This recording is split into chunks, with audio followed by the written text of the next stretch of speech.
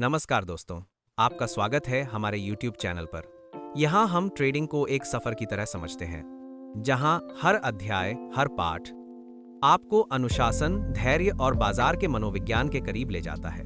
आप यहाँ हो अपनी ट्रेडिंग यात्रा को बेहतर बनाने के लिए। नमस्ते, आज हम बात करेंगे स्विंग ट्रेडिंग की। ये क्या है, कैसे काम करती है और आप इसे कैसे समझ सकते हैं। चलिए बाजार की दुनिया में गहरा गोता लगाते हैं। सोचिए, आप एक नदी के किनारे खड़े हैं। कुछ लोग छोटी छोटी लहरों पर जल्दी से सर्फिंग करके किनारे आ जाते हैं, ये हैं डे ट्रेडर्स। कुछ लोग नाव लेकर लंबे सफर पर निकल जाते हैं, महीनों या सालों के लिए, ये हैं लॉन्ग टर्म इन्वेस्टर्स। लेकिन आप देखते हैं कि नदी में कुछ बड़ी शक्तिशाली लहरें भी उठ रही हैं, जो कुछ दिनों या हफ्तों तक चलती हैं। अगर आप सही वक्त पर इन लहरों पर सवार हो जाएं, तो आप एक मजेदार और फायदेमंद सफर तय कर सकते हैं। बस यही है स्विंग ट्रेडिंग का असली मतलब। ये ना तो डे ट्रेडिंग की तरह भागदौड़ वाली है और ना ही लॉन्ग टर्म इन्वेस्टिंग की तरह सालों के इंतजार वाली। ये बीच का रास्ता है, बाजार के उतार चढ़ाव यानी स्विंग को पकड़कर फायदा कमाने की कला।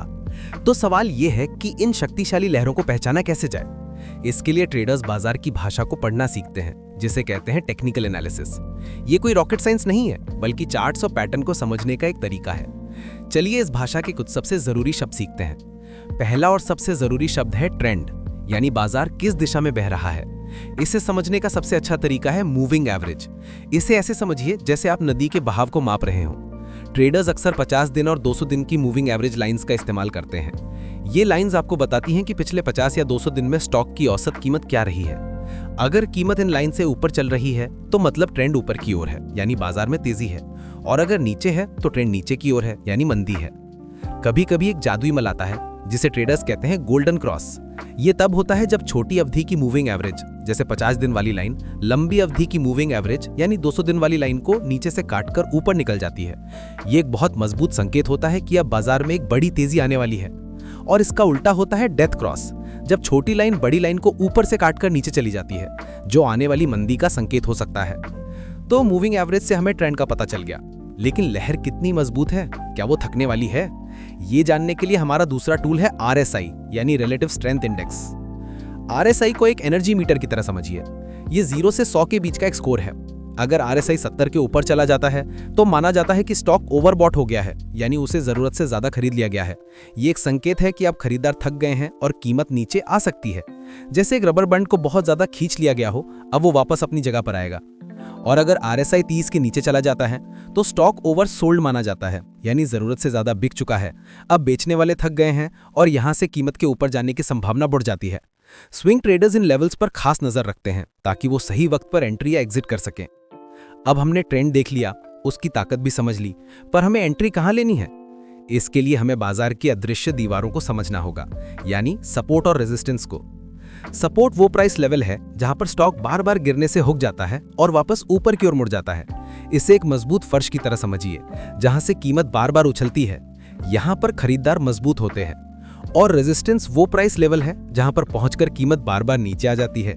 ये एक छत की तरह है जिससे टकराकर कीमत वापस मुड़ जाती है। यहां पर बेचने वाले हावी होते हैं। स्विंग ट्रेडर्स के लिए ये लेवल सोने की खजान की तरह है। वो सपोर्ट के पास खरीदने की कोशिश करते हैं और रेजिस्टेंस के पास बेचने की।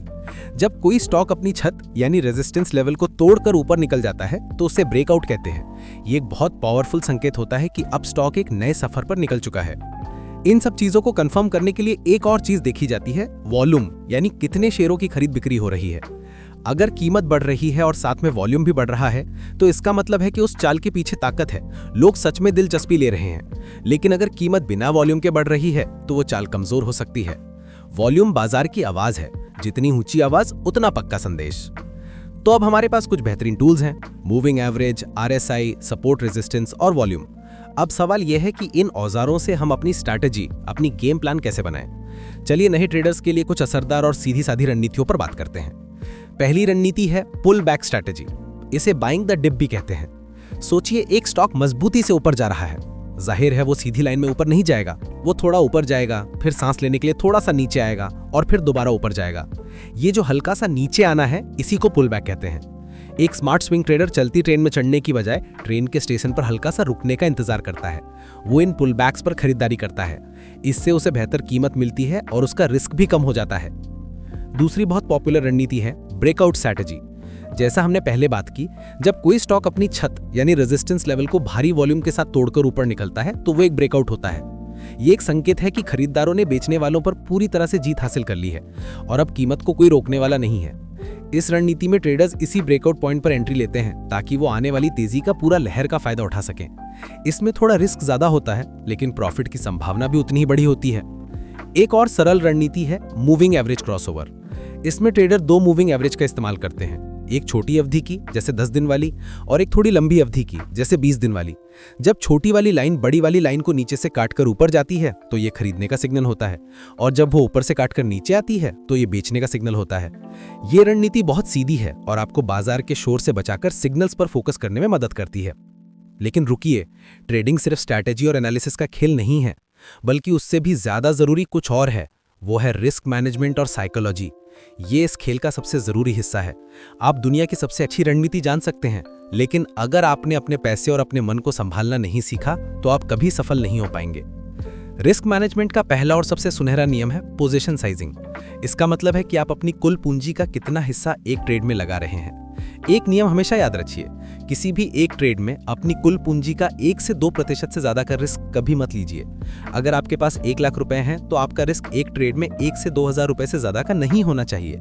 इससे यह सुनिश्चित होता है कि अगर आपका एक ट्रेड गलत भी हो जाए तो आपको बड़ा नुकसान ना हो और आप बाजार में टिके रहें। दूसरा सबसे जरूरी हथियार है स्टॉप लॉस। ये आपका सेफ्टी नेट है। ट्रेड लेने से पहले ही आपको यह तय करना होता है कि अगर ट्रेड आपके खिलाफ जाता है तो आप किस पॉइंट पर नुकसान बुक करके बाहर निकल जाएंगे। ये एक प्री डिफाइंड एग्जिट पॉइंट है। स्टॉप लॉस लगाना अनुशासन की निशानी है। यह आपको उम्मीद पर ट्रेड करने से रोकता है, यह आपको यह कहने से रोकता है कि शायद ये वापस ऊपर आ जाएगा। स्टॉप लॉस आपकी भावनाओं को ट्रेडिंग से बाहर रखता है और आपके कैपिटल की रक्षा करता है। और यहीं पर बात आती है मार्केट साइकोलॉजी की, यानी मन का खेल। बाजार में आपके 2 सबसे बड़े दुश्मन हैं डर और लालच। जब ट्रेड मुनाफे में होता है तो लालच कहता है थोड़ा और रुको और कमाएंगे, और अक्सर इसी चक्कर में हम सही एग्जिट पॉइंट गंवा देते हैं। और जब ट्रेड नुकसान में होता है तो डर कहता है जल्दी से बेच दो, सब खत्म हो जाएगा, और डर के कारण हम अक्सर घबराकर बेच देते हैं और बाद में देखते हैं कि वहीं से मार्केट ऊपर चला गया। इन दोनों भावनाओं पर काबू पाने का सिर्फ एक ही तरीका है, एक मजबूत ट्रेडिंग प्लान। ट्रेड लेने से पहले ही आपके पास हर सवाल का जवाब होना चाहिए। आप क्यों खरीद रहे हैं, कहां खरीद रहे हैं, आपका स्टॉप लॉस कहां है, आपका प्रॉफिट टारगेट क्या है। जब आपके पास एक प्लान होता है तो आप भावनाओं के आधार पर नहीं बल्कि तर्क के आधार पर फैसले लेते हैं। अनुशासन ही एक सफल ट्रेडर और एक असफल ट्रेडर के बीच का सबसे बड़ा फर्क है। एक और गलती जो नए ट्रेडर्स करते हैं वो है ओवर ट्रेडिंग। उन्हें लगता है कि ज्यादा ट्रेड करने से ज्यादा प्रॉफिट होगा, लेकिन सच्चाई इसके बिल्कुल उल्टी है। क्वालिटी हमेशा क्वांटिटी से बेहतर होती है। इंतजार करना सीखिए, अपने सेटअप के बनने का इंतजार करिए। अगर आपको कोई अच्छी अपॉर्चुनिटी नहीं दिख रही तो कोई ट्रेड ना करना भी एक बहुत अच्छा ट्रेड है। धैर्य एक ट्रेडर का सबसे बड़ा गुण है। तो हमने क्या सीखा? स्विंग ट्रेडिंग बाजार की लहरों पर सवारी करने की कला है। इसके लिए हमें टेक्निकल एनालिसिस के टूल्स जैसे मूविंग एवरेज, RSI और सपोर्ट रेजिस्टेंस को समझना होगा। हमें एक अच्छी रणनीति जैसे पुल बैक या ब्रेकआउट को चुनना होगा, लेकिन सबसे बढ़कर हमें रिस्क मैनेजमेंट को अपनी आदत बनाना होगा। पोजीशन साइजिंग और स्टॉप लॉस के बिना ट्रेडिंग करना बिना ब्रेक की गाड़ी चलाने जैसा है। और आखिर में हमें अपने मन पर काबू रखना होगा। डर और लालच को दूर रखकर अनुशासन और धैर्य के साथ अपने प्लान पर टिके रहना होगा। आजकल टेक्नोलॉजी ने भी ट्रेडर्स की बहुत मदद की है। AI पावर्ड प्लेटफॉर्म्स और एडवांस चार्टिंग टूल्स हैं जो एनालिसिस को आसान बना देते हैं। लेकिन याद रखिए, ये सिर्फ सहायक हैं, जादू की छड़ी नहीं। आखिरी फैसला और अनुशासन हमेशा आपका ही रहेगा। स्विंग ट्रेडिंग कोई जल्दी अमीर बनने की स्कीम नहीं है। ये एक स्किल है, एक कला है जिसे सीखने में समय, मेहनत और अनुशासन लगता है। ये सिर्फ बाजार को समझने के बारे में नहीं, ये खुद को समझने के बारे में है। जब आप अपने डर, लालच और अधीरता पर काबू पाना सीख जाते हैं तभी आप एक बेहतर ट्रेडर बनते हैं। तो अगर आप इस सफर पर निकलना चाहते हैं तो छोटे कदमों से शुरुआत करें।